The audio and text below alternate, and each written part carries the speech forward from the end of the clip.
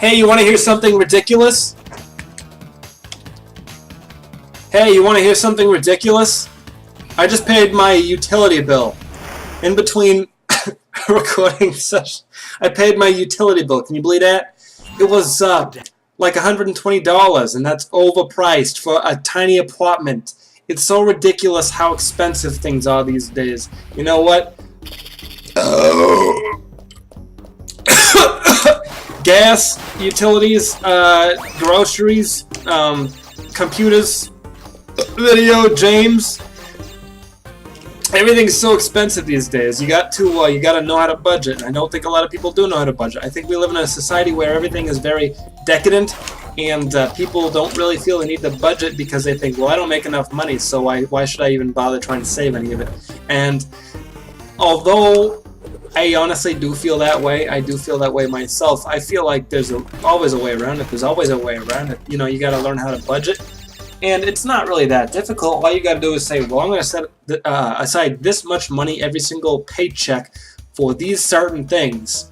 And when you do that, you can wind up actually saving money because you're like, well, I got an extra $50, an extra $100 for all of that time that I spent budgeting, and I was smart about it. Now I'm actually ahead. I'm in the black instead of in the red, like a lot of people in this country are, and I think that that's something that you should strive for. I think that's something that you should aim to achieve, especially if you got student loans. Now, if you got student loans, ugh, brother, tell me about it. I honestly just don't think there's enough jobs. People are getting degrees and shit in things that you can't really even get a job doing. And I don't want to name any examples because I'm sure that there are people out there, maybe who might be listening to something like this, who have such a degree. You know, like I originally got a liberal arts degree, and then I wound up going on to becoming certified in a trade, which was what got me a good job, a decent, well-paying, and I don't want to say professional. Professional sounds a little bit presumptuous, if you ask me. But a good job that helps me pay the bills the way I need to pay the bills. And I mean, if you can't accept that, maybe you need to do a little bit more than what you've already done, you think, well, I went to school and now I'm done with that. You got to be able to put that aside and think, well, maybe there are other ways that I can better myself. Maybe there's other things I can do. I can go to a trade school, or I can take night classes, or I can go to the Y or the campus or whatever sort of place that you live near. You take acting classes, take improv oh, that was a stupid thing to do.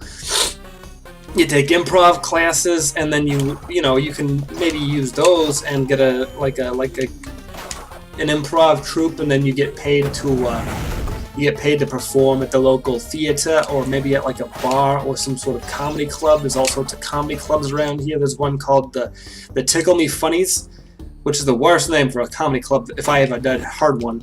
And you can go there, and there's an open mic night every Wednesday. You can go and you can sign up, you and your friends or whoever you're performing with, or maybe just by yourself. It doesn't really matter if you're like a prop comic like Carrot Top, or if you're just a stand-up comedian. They don't usually perform with other stand-up comedians unless you're part of the Blue Collar Comedy Tour, which is, just the funniest thing. It's super hilarious. You got your Jeff Foxworthy's and your Ron White's. I was gonna say Ron Swanson. No, that's a TV character.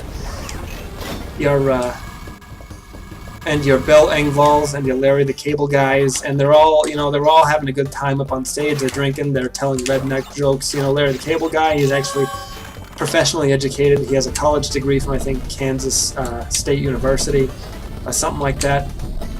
And he pretends to be stupid because he gets paid more doing that than he would if he got like a normal job. And I think that that's kind of ridiculous. I think that that's not a right thing that should happen in this country.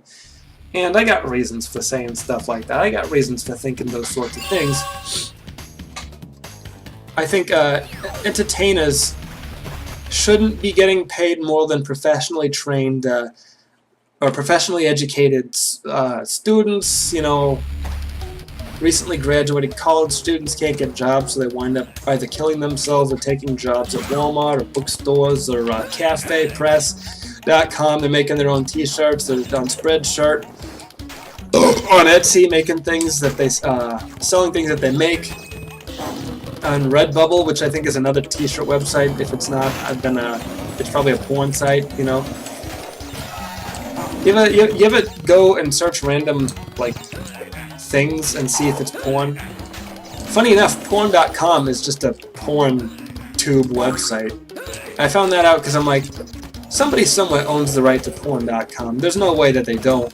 And here's something that actually happened a couple of years ago. Some man, back when the .com thing was going on, or it's just starting, I guess I should say, some guy bought the domain name Israel.com, and he wound up selling it in like 2005 or 2006 for millions and millions of dollars.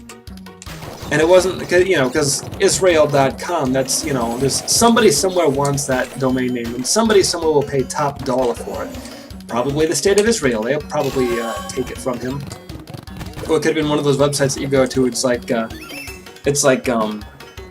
whoisdomain.com, and it's like, buy this website for, or buy this domain name for however much money, depending on what the subject of the domain is. Like, maybe go to like bluehats.com, and if that's not already a thing, then it's probably like a buy this domain now sort of thing, you know? Just be the guy who buys the domain. That's all you gotta do. That's how a lot of people made money back in the days. You know, there's a lot of internet startups that actually... Right. Now you... Ugh. A lot of internet startups that actually, like, they got their foothold in the earlier days of the internet, or like when a new sort of thing was arriving on the scene, or something so similar to that, and it's like, well, you made a good amount of money doing something that nobody ever thought to do before, and that's how a lot of internet successes actually start, I believe. It's people who do something that didn't already exist and make it their own, or they do something that does already exist and they find a way to improve upon it. And that's what, you know, that's what business is all about, really. It's just, they just did it on the internet because it's actually easier, cheaper, faster, and stronger to do your startup on the internet than to actually like try to apply for a bank loan, set up a location, maybe go to Sears and buy some throw pillows to put in your lobby or something. I don't know what people do these days. I never started up my own business, so I couldn't really say. I only took over other businesses that people already owned before me and thought that I was a good candidate for it. Not that, you know, not that I'm not qualified or nothing, but it's just, I mean, come on, you know, like, there's so many businesses out there. You're really taking a huge risk trying to start up a new business. That's really what it is. It's like all the big businesses that currently exist are things that didn't exist before that, and they saw the opportunity and they seized it, you know? And there's nothing wrong with that. The only